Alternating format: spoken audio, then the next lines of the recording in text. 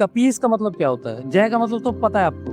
तो पूरी हनुमान चालीसा जब स्टार्ट होती है तब फर्स्ट लाइन में जय है, सेकंड लाइन की स्टार्टिंग में जय से होती है। दो चीजों को अप्रिशिएट करने को बोला गया है, दो चीजों की इंपॉर्टेंस समझने के लिए बोला गया है। एक तो हनुमान और दूसरा कपीस। बानरों का ईश, बंदरों का भगवान, इसे कहते हैं साधारण अर्थ। मूल अर्थ कहते हैं धातु। धातु पढ़ते पढ़ा होगा संस्कृत में आपने। इसमें कप नाम की धातु इस्तेमाल की गई है कपी में।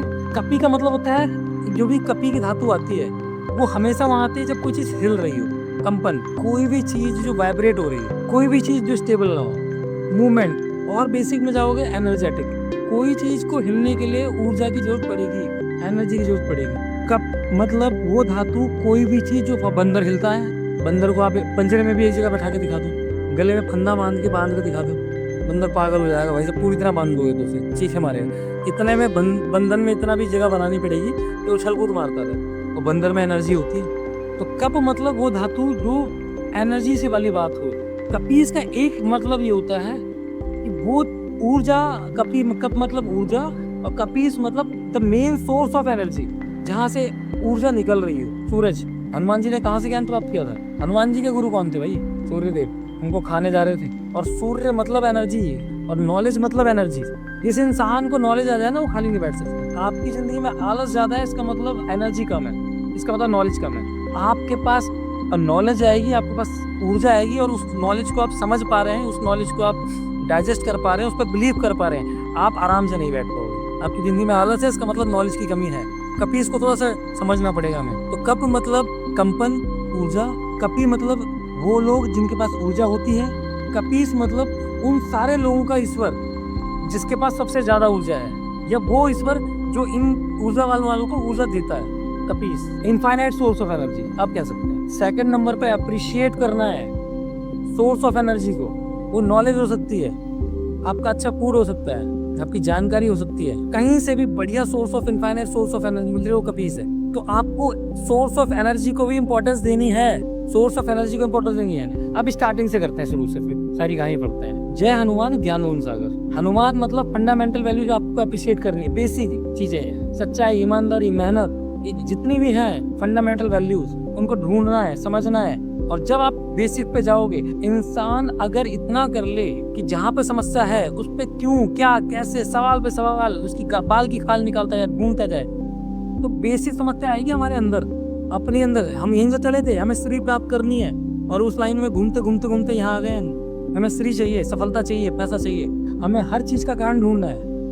अगर हम ये करने लगे तो इसमें तो कोई बहुत बड़ी बात नहीं, आपको समझ आ रहा है। किसी भी चीज पे ऐसी करते जाओगे, आपकी जिंदगी ऐसी बन जाएगी, आप ज्ञान और गुण के सागर हो जाओगे। तो अब अगली लाइन क्या कहती है, ये तो हम पहले ही बात कर चुके हैं। जय कपीस। लेकिन पता है क्या कर रहे हैं लोग? जो नहीं पढ़ रहा वो एक्शन में है, और जो पढ़ लिख के समझदार हो रहे हैं, जो ज्ञानवान हो रहे हैं, वो कमरा बंद करके प्रोफेसर बन के या फिर बन के कहीं शांति से बैठे हैं, किताबें पढ़ रहे हैं, इससे बोल नहीं रहे, उनको एक्शन में आना है। तो हनुमान जी कह रहे हैं भाई साहब फंडामेंटल वैल्यू तो ढूंढ लोगे, ज्ञान गुण के सागर पे जाओगे, तब भी श्री नहीं मिलेगी। ये रास्ता है, सिर्फ अभी रास्ता भी आगे बाकी है। अगला पड़ाव है जय कपीस। सोर्स ऑफ एनर्जी बनना है, इंपॉर्टेंस देनी है एनर्जी को, मूवमेंट को। कपीस का मतलब पराक्रमी भी होता है, करेज होता है, जो डिसीजन मेकिंग करे, जो रिस्क ले, सोर्स ऑफ एनर्जी। और फिर उससे क्या होगा, जब आप इतने एनर्जेटिक हो जाते हो, वो ज्ञान की एनर्जी इकट्ठी करके बैठना नहीं है, ज्ञान उनके सागर होके एक कोने में पड़े हुए हैं। फिर आपको मूवमेंट को इंपॉर्टेंस देनी है, आपको उस पर एक्शन लेने हैं। बंदर मान लो अपने आप को, बंदरों की तरफ से खूब मचाओ, कोई दिक्कत नहीं है। उस ज्ञान का फायदा उठा के दुनिया के लिए देना है। वो ज्ञान अपने अंदर नहीं बचाना। 3 लोग उजागर करने पड़ेंगे। जनरेटर लगवा लिया घर पे, लाइट ही नहीं जलाते, डीजल का टैंकर भरा हुआ है, दूसरे को नॉलेज दे ही नहीं रहे हो, कुछ काम वैल्यूबल नहीं कर रहे हो। आप खाली बैठ नहीं सकते हो, भगवान ने आपको बनाया नहीं है ऐसा। आप बिस्तर में भी होते हो तो आपका मन और दिमाग काम कर रहा होता है, इधर उधर भाग रहा होता है, उसने क्या क्यों कह दिया, कैसे कह दिया, आपके अंदर का जनरेटर चल रहा होता है। जय कपीस। 3 लोग उजागर, 3 वर्ल्ड, 3 लोग उजागर। अब 3 लोग कौन से? इंडियन मैथोलॉजी के अकॉर्डिंग 3 लोग तो वैसे ही है। एक तो हो गया पाताल, एक हो गया ये हमारा धरती से लोग कहते हैं मृत्यु लोग, और एक देवलोक। पाताल का मतलब मुझे नहीं पता भाई के अंदर भी होगा, पाताल होगा ढूंढना। पाताल हो गया जब आप आंख बंद करके अपने अंदर झांकते हो, वो पाताल है। मृत्यु लोग, धरती लोग क्या हो गया? वो लोग जहाँ पे आप काम करते हो, जहाँ पे एक सोशल सोसाइटी जीते हो, जहाँ लोगों के साथ लोगों की मदद करते हो, लोगों से लड़ते हो, जो करते हो। स्वर्ग लोक क्या होगा? अल्टीमेट डेस्टिनी है जहाँ आपको जाना है। एक तो 3 इस तरह से डिफाइन होगी, 3 और डिफाइन कर सकते हैं। आपका पास्ट ही पाताल लोक है, करंट आपका ये मृत्यु लोक हो गया भाई, धरती हुई। फ्यूचर आपका डेस्टिनी, स्वर्ग तो फ्यूचर में ही होता है। मुझे आज तक ऐसा बंदा नहीं मिला भाई मैं स्वर्ग में जी रहा हूँ, मस्त मजा चल रहा है यार, मजा ही मजा है भाई, कोई ठेके पे नहीं आना पड़ता, सोमरस में ही आ जाता है। तो दूध की नदियाँ बह रही ना वहाँ पे, कामधेनु गाय, कलारी वृक्ष है। कल्प मतलब समझो क्या कह रहे हैं, कल्प मतलब कल्पना है, वो आपके कहीं फ्यूचर में है, जहाँ आपकी इच्छाएं है उस वृक्ष पे आप जो मांगो मिलेगा। इमेजिनेशन। कामधेनु गाय क्या है? काम कहते हैं वो गाय है जो जब मर्जी दूध देती है भाई, वो दूध, धेनु का नाम काम है, धेनु मतलब गाय। तो आपको जितना दूध चाहिए, जितना फूड प्रोडक्ट चाहिए, जितना आपको पोषण के लिए शक्ति और खाना पीना वो सब आ जाता है उसमें। कामधेनु गाय से आप खाने भी, वो कहते हैं कामधेनु गाय से आप कुछ भी पकवान मांग सकते, दूध नहीं। तिहु लोक उजागर, बीत गई जो बातें हैं उस पर भी लाइट मारनी, जो आज जो बातें चल रही हैं जो हम कर रहे हैं इस पे भी लाइट मारनी, और जो फ्यूचर है उसको भी देखना है। आंख बंद कर कान लेंगे नहीं ढूंढनी है। और उसका नाम चीख चीख के चिल्ला रहा है कामधेनु क्या? कल्प वृक्ष क्या? कल्प मतलब कल्पना, इमेजिनेशन, लॉ ऑफ अट्रैक्शन। करो लॉ ऑफ अट्रैक्शन, इमेजिनेशन में जाओ। तीनों के लिए आपको एनर्जी की जरूरत है। अब मान लो कोई बीमार आदमी है, बिस्तर पड़ा है और उसमें एनर्जी नहीं है, तो किसको उजागर करेगा भाई वो? ना तो पास्ट को उजागर कर सकता है, समझ सकता है सही से, ना तो अपने प्रेजेंट को समझ सकता है, ना फ्यूचर को समझ सकता है, ना अपने इनर कॉन्शियस को समझ सकता है, ना अपनी सोशल सोसाइटी को समझ सकता है, और ना ही देवलोक को है, दुनिया को है समझ सकता है। 3 का ना आंकड़ा बहुत लंबा है, 3 का हम बहुत तरीके से डिफाइन कर सकते हैं। आप देख लेना, आपके जितने दोस्त होंगे उनमें 3 लेयर होंगी। एक दोस्त जो जा चुके हैं या जिनको भगाना चाहते हैं, अरे यार एक दोस्त के नाम पे भूजा है यार, कब जाए, आप दिल से तो छोड़ चुके होंगे। एक वो दोस्त जिनके साथ आप रहना चाहते हो, उठ के जाते तो मन दुखने लग जाता है, अरे यार अभी ना जाओ छोड़ के, ये दिल अभी भरा नहीं, अभी अभी तो आए हो अभी भी।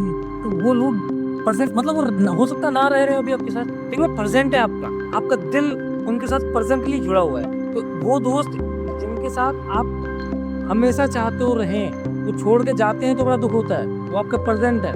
वो दोस्त जो छोड़ के चले गए हैं वो आपका पास्ट है, या वो है आपके बगल में बैठे हुए हैं और कहेंगे यार ये उठ के जा ही नहीं रहा भाई, उसे चाय भी पिला दी, नमकीन पिला दी, अब उससे भैया खाना खाओगे क्या, वो भी ऐसे डीट होते हैं, ले आओ, समझ नहीं रहे, सारा है, जाओ, बात नहीं करना चाहते आपसे। मेरी प्रेजेंट, पास्ट और फ्यूचर की डेफिनेशन अलग है। तो पास्ट मतलब वो लोग जिनको आप दिल से नकार चुके हो, बोझा, मजबूरी। प्रेजेंट वो जो आपके साथ बैठे हो, चाहे ना बैठे हो, चाहे दूर हो, लेकिन 24/7 आपका दिल उनके साथ कनेक्ट। थर्ड क्या होगा तो बताओ मुझे। फ्यूचर वाले फ्रेंड कौन से होंगे भाई? जो दोस्त छोड़ गए वो पास्ट वाले हो गए, जो भी हमारे साथ हैं जिनसे बात करते हैं प्रेजेंट के हो गए, जो फ्यूचर में जुड़ेंगे वो फ्यूचर के हो गए। मेरे लिए सिंपल चीज़ें सिंपल नहीं है भाई। मेरी डेफिनेशन ये है, पास्ट वाले हैं जिनको आपने छोड़ दिया है या छोड़ना चाहते हो, वो पास्ट ही है, मजबूरी में बोझा ढो रहे हो। प्रेजेंट वो जो आपके साथ बैठे हैं, जिनसे आप जुड़े हुए हो, या आपसे दूर चले गए हैं लेकिन मन करता है यार वो आ जाते हैं, पल भर के लिए आते हैं, दिल अभी भरा नहीं है उनसे, मिलना चाहते हो, वो प्रेजेंट हो गया। फ्यूचर वो